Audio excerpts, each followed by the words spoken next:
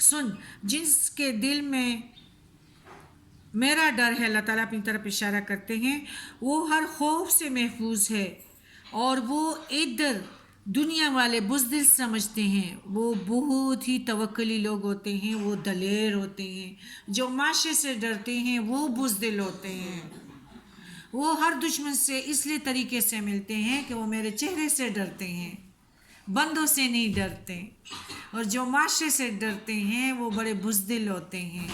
دلیر کون ہوتا ہے؟ مومن۔ سن جس کے دل میں میرا ڈر ہے وہ معاشرے سے خوف نہیں کھاتے، اور اس کے لیے حفاظت کے لیے میری طرف سے بھی گاڈ ہے، فرشتے ہیں جو اس کی حفاظت کرتے ہیں، ان کا ایک بال بھی بھیگا نہیں کر سکتے۔ جو مجھ سے سوال کرتا ہے اور وہ مجھ سے محروم نہیں رہتا۔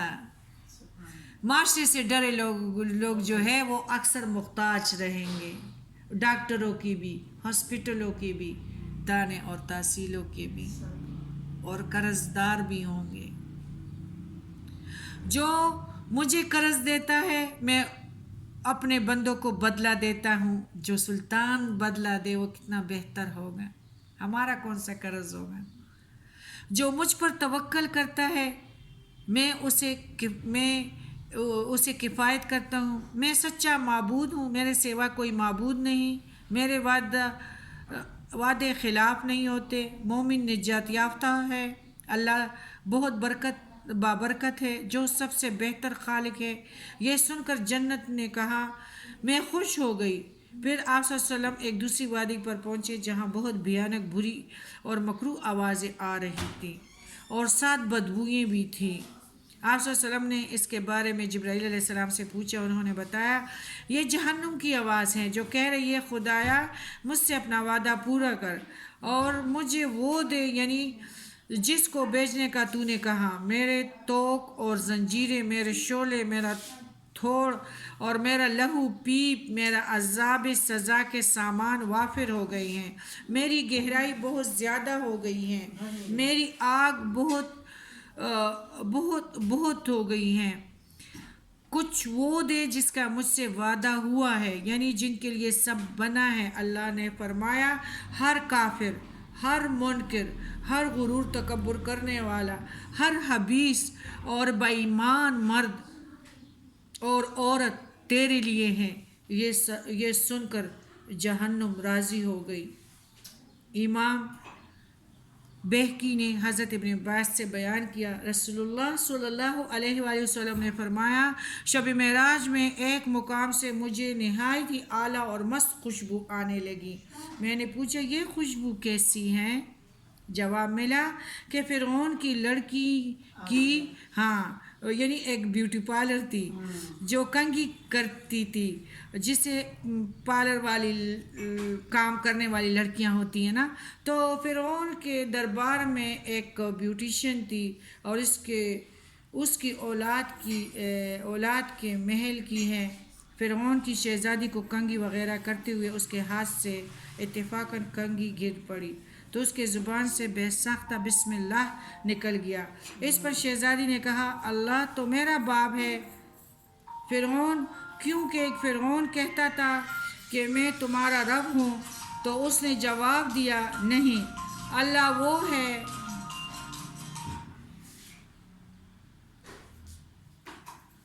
جو مجھے اور تجھے، یعنی رب تو میرا باپ ہے، کیونکہ فرعون کہتا تھا کہ میں تمہارا رب ہوں، تو اس نے جواب دیا نہیں، اللہ وہ ہے جو مجھے اور تجھے اور خود فرعون کو روزی دیتا ہے، فرعون کا بھی رب ہے۔ اس نے کہا اچھا کیا تم میرے باپ کے علاوہ کسی اور کو رب مانتی ہو؟ اس نے کہا ہاں، میرا اور تیرا اور تیرے باپ کا رب اللہ ہے۔ اس نے اپنے باپ فرعون سے کہا تو اس کا باپ بہت ناراض ہوا اور غصے میں آ گیا۔ اسی وقت پر سر دربار بلا بھیجا اور کہا میرے سوا کسی اور کو اپنا رب مانتی ہیں، اور اس لڑکی کو سامنے کھڑا کر دیا۔ اس نے کہا ہاں، میرا اور تیرا رب اللہ ہی ہے جو بلندیوں اور بزرگیوں والا ہے۔ فرعون نے اسی وقت حکم دیا تانبے کی جو دیگ بنی ہوئی ہیں اسے خوب آگ پہ رکھ کے تپایا جائے، جب وہ آگ جیسی ہو جائے تو اس کے بچوں کو ایک ایک کر کے اس گرم دیگ میں ڈال دیا جائے، خود اسے بھی اس میں ڈال دیا جائے۔ فرعون کے بارے میں قرآن میں آتا ہے سرکش ہو گیا، بہت شدید قسم کی سزائیں دیتا تھا اپنی قوم کے لوگوں کو۔